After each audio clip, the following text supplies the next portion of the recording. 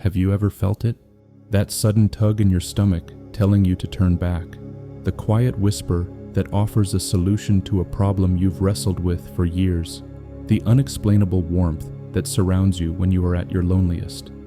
We dismiss these moments as coincidence, as lucky guesses, as a trick of the mind. But what if they are something more? What if in those moments, a powerful, unseen force is reaching out to you? For thousands of years, humanity has told stories of guardian angels and spirit guides. We've painted them with wings and halos, imagining them watching over us from a distant, unreachable heaven. But what if the truth is far more intimate, more grounded, and infinitely more empowering? What if the most profound guidance you've ever received didn't come from some being outside of you, but from a spark of the divine that already lives within you?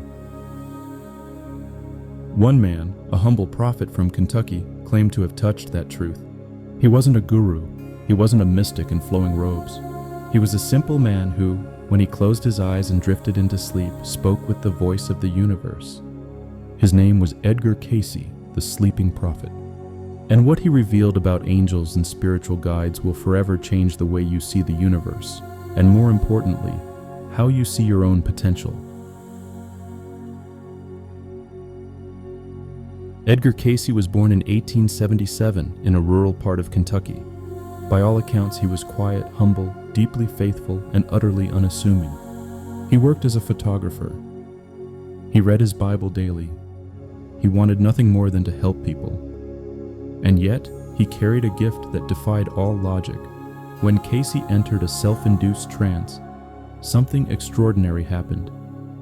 His conscious mind seemed to fall away, and another voice spoke through him. Calm, measured, and astonishingly precise. This voice could diagnose illnesses, suggest treatments that were often years ahead of medical science, and even describe past lives and future events. Over the course of his lifetime, Cayce delivered more than 14,000 readings. Together, they form one of the most detailed spiritual archives in history. When asked where this knowledge came from, Cayce always gave the same answer: the Akashic records.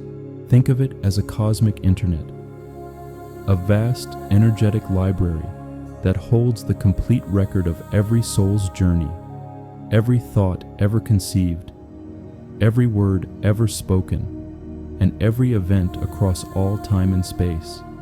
From this universal storehouse, Cayce could retrieve information on demand. He became a living bridge between the earthly and the eternal. But here's where things get truly fascinating. When people asked him about angels and spiritual guides, Cayce didn't confirm the common picture of winged beings swooping down from heaven. He revealed something much more complex and infinitely more empowering. He described a two-part system of spiritual guidance, not designed to save us from life, but to lead us deeper into our ultimate purpose: spiritual evolution. 1. The external guides. According to Cayce, we are not alone in our journeys. Surrounding us are entities, souls who have passed on, mentors who walk invisibly at our side, and what many traditions call angels. But here's the shocking part. Cayce insisted that their role is not to do the work for us. They are not here to erase our debts, cure our diseases, or fix our broken relationships. Their guidance is far subtler. They create openings. They arrange synchronicities. They whisper nudges into our intuition. Take, for example, the story of one of Cayce's clients, a young woman who had moved to a new city, ready to give up on her dream. She felt isolated, hopeless, and certain she had made a mistake. In a reading, Cayce described a spiritual mentor who was constantly around her.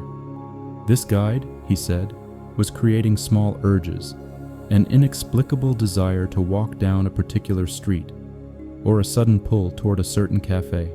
The woman followed these urges, not knowing why, and soon enough, she met exactly the person who would connect her to the opportunity she was searching for. The guide didn't solve her problems. It didn't hand her success. but it laid out a breadcrumb trail of synchronicities. The map was given. The walking was hers. This, Cayce taught, is the role of external guides, subtle companions, orchestrating circumstances to point us in the right direction. 2. The inner guide. But Cayce didn't stop there. He insisted that the ultimate guidance is not external at all. It is already within us. He called it the Christ consciousness. This is not about religion or dogma. Cayce was clear. Christ consciousness is a universal principle, the divine spark of truth, love, and wholeness present in every human soul. It is your spiritual blueprint, your inner compass, your connection to Source. If the external guides are like wise elders pointing out the landmarks, then the Christ consciousness is the terrain itself. It knows the way because it is the way. This inner light is the source of your deepest intuition, the wellspring of genuine healing, and the voice of truth that can never be silenced. So yes, angels exist, spirit guides are real, but they are not here to replace your power. They are here to remind you of it.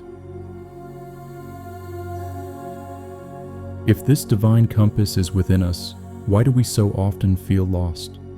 Cayce taught that the problem is not absence, it is interference. The signal is always there, but we must prepare ourselves to hear it. He suggested 3 simple, powerful practices. 1. Meditation and quiet contemplation. Cayce never promoted complicated techniques. He said simply, quiet the mind, create stillness, listen for the still small voice of God. This isn't about forcing emptiness. It's about clearing the static, the doubts, the fears, the endless chatter, so the true signal can break through.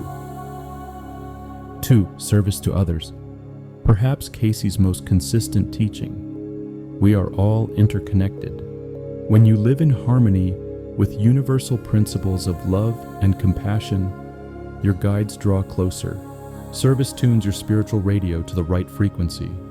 When you give freely, without expecting anything in return, you align yourself with the very forces that want to guide you. 3. Dreams and intuitions.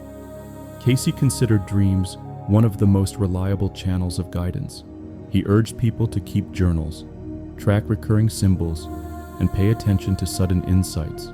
That name that comes to you in the middle of the night, that aha moment during a walk.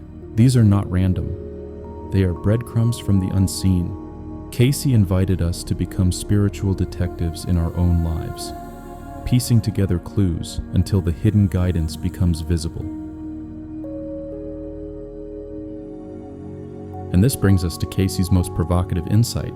He said that angels and guides are not here to carry you. They are here to mirror you. They reflect the divine potential already inside you. They are the friends who see the best in you, even when you can't. They are the light shining on a path you were too afraid to take. Their true power lies not in saving you, but in reminding you that you never needed saving, because you are not powerless. You are not a victim of fate. You are a co-creator with the universe. The ultimate act of guidance is not a miracle performed for you. It is the realization that you are the miracle. So perhaps the real question isn't, do you believe in angels?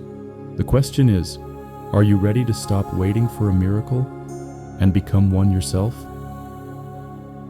If this message touched your soul, don't keep it to yourself.